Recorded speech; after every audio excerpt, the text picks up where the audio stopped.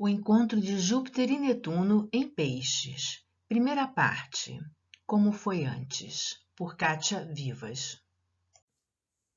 Olá, meus amigos, minhas amigas, espero que todos estejam bem. Meu nome é Kátia Vivas, eu sou astróloga, taróloga e estou aqui hoje para falar um pouco sobre o encontro mágico entre Júpiter e Netuno em Peixes, que acontece a partir do dia 12 de abril.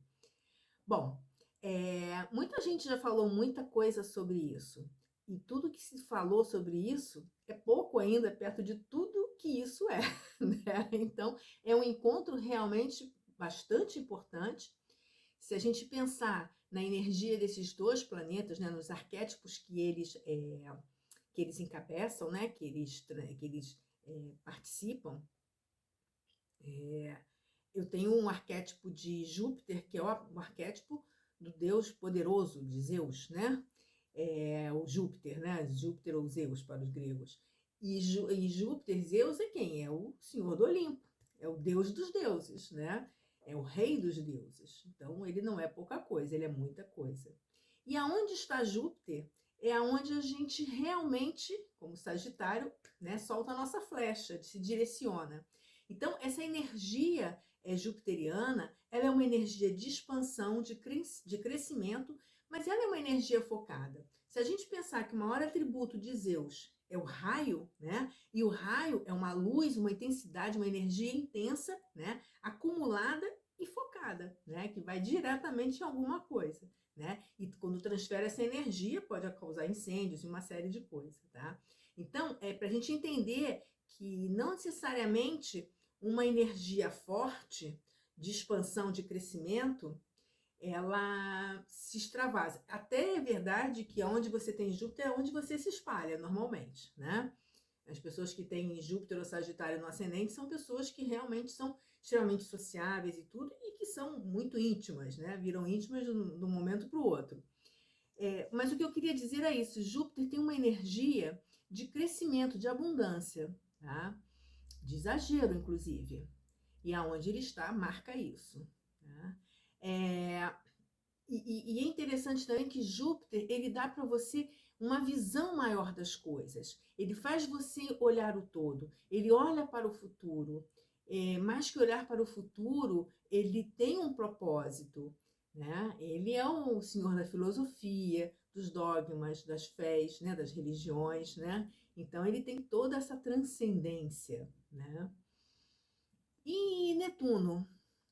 Netuno é isso e tudo mais, né? Netuno é só o deus do mar, né? E o mar é o quê? O mar, ele é enorme, né? Ele é tão imenso quanto o universo, quer dizer, não fisicamente falando, mas ele é tão desconhecido para nós como o próprio universo, né? O oceano é um mundo à parte, né? Os mares são um mundo à parte.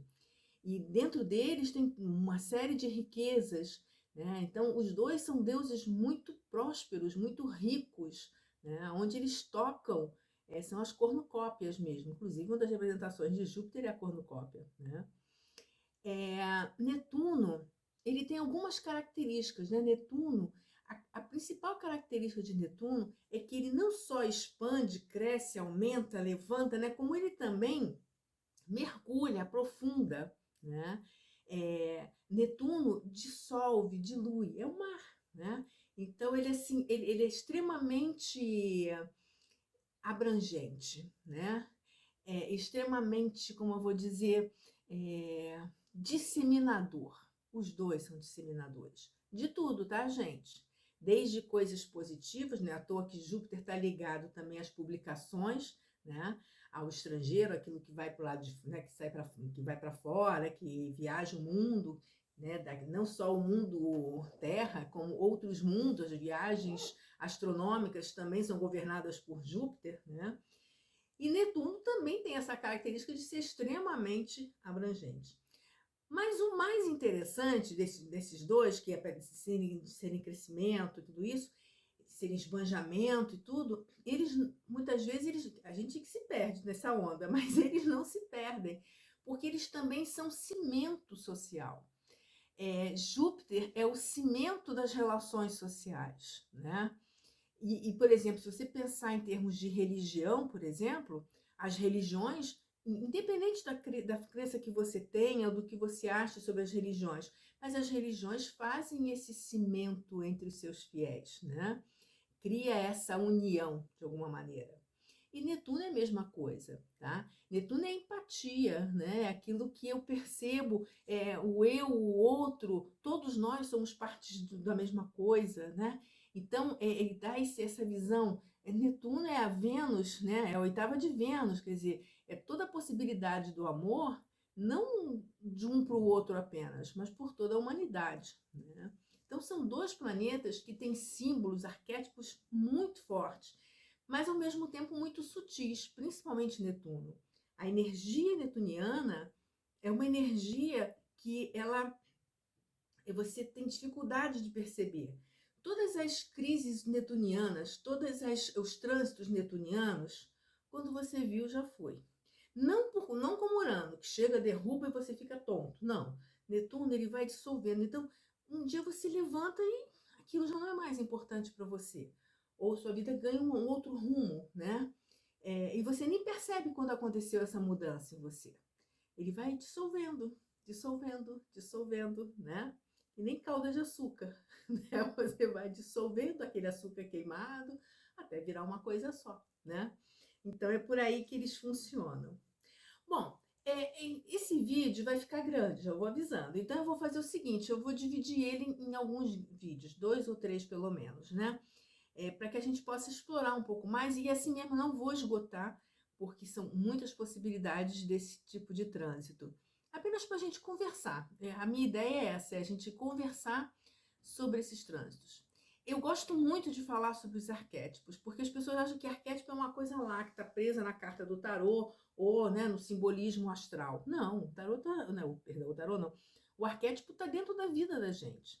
Ontem mesmo eu assisti um filme extremamente tem a ver com isso que a gente está vivendo. Um filme que foi feito no final de 2020, acho, né? E é um filme turco até. Não vou lembrar o nome agora, mas depois eu posso botar aí nas notinhas para vocês. E é um filme lindo, mas um filme que são os princípios do Netuno e do Júpiter. Tanto que várias cenas do filme aparecem no mar, né? Mas não dentro do mar. Eles olhando o mar sempre em cima de um penhasco, que é o reino de Júpiter também. Embora muitas vezes as montanhas estejam relacionadas com Saturno, o Olimpo fica no alto, né? Júpiter governa o alto, né? Ele vem do alto, o Olimpo é uma montanha, né? Então é interessante a gente ter essa... E aí o filme falando de temáticas extremamente jupiterianas e netunianas. É muito interessante como a gente, sem querer, a gente vivencia esses arquétipos de uma forma única, né?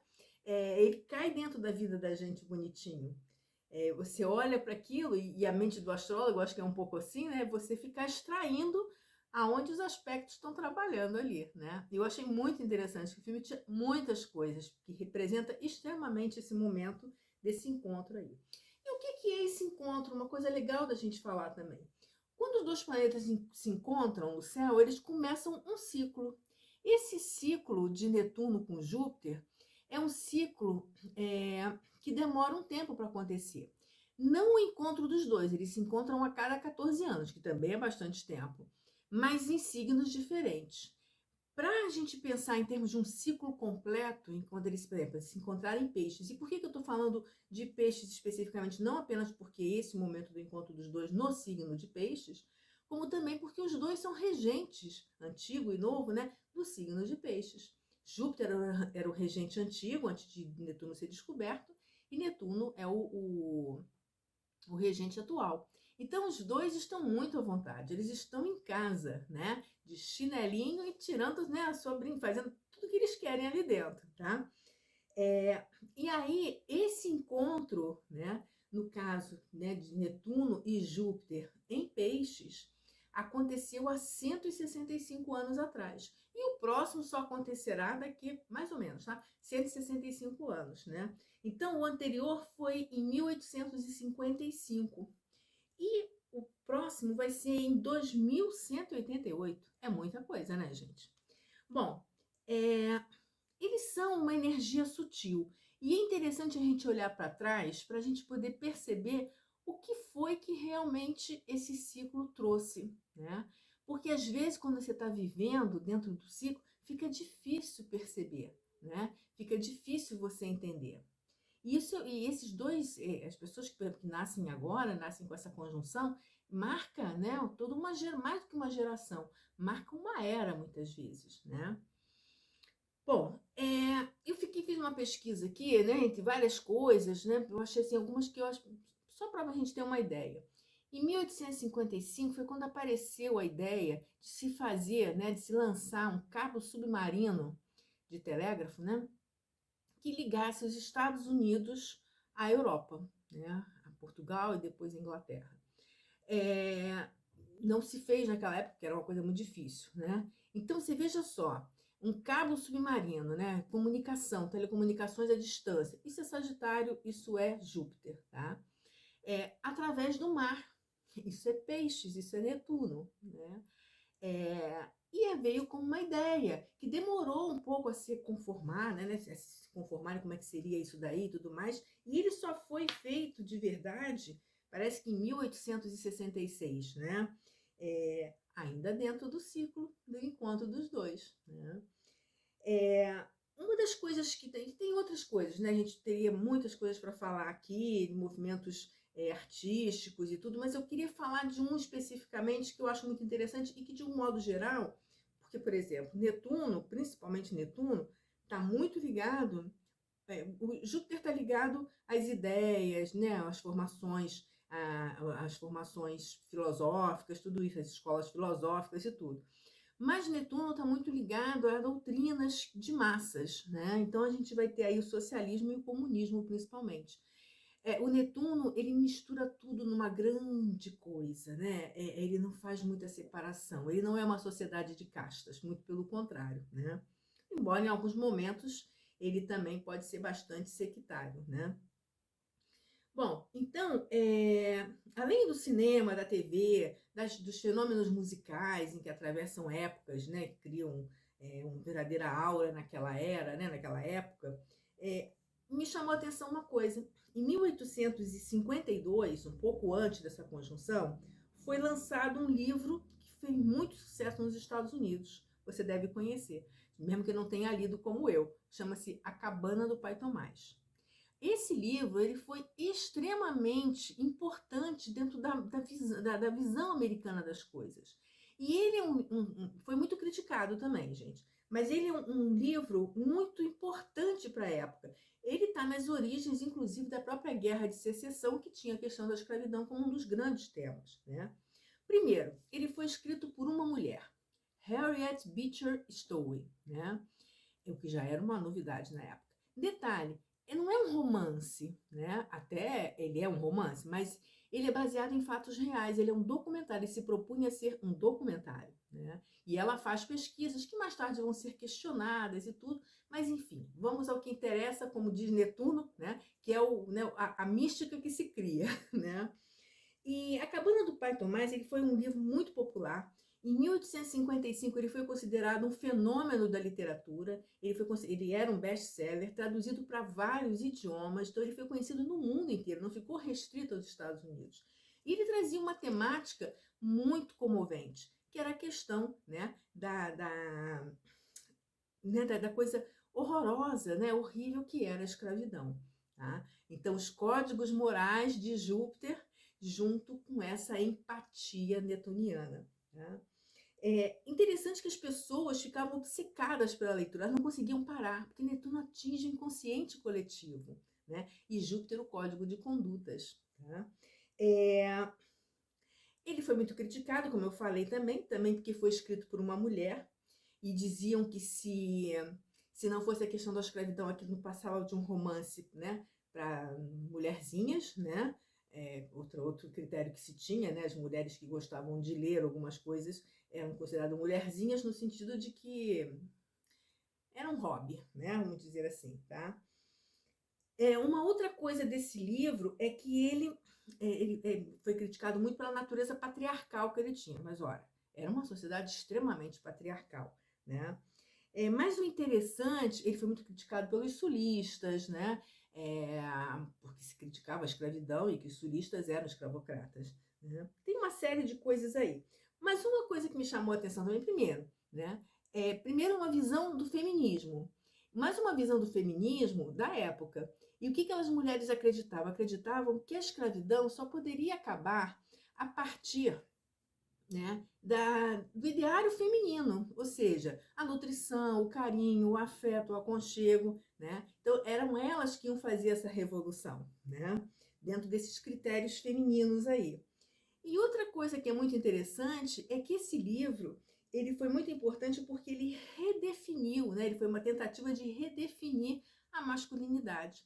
Os homens fortes, autoritários, donos de escravos, já não estavam com nada. Tinha um outro tipo de homem surgindo aí também, mais doce, mais humano, né? Típico próprio de Netuno. Gente, olha só, eu vou parar aqui, eu vou fazer um outro vídeo falando de mais coisas sobre isso. Ficou só esse gostinho aí de quero mais, eu espero, tá bom? Um beijo, tchau, tchau, até já!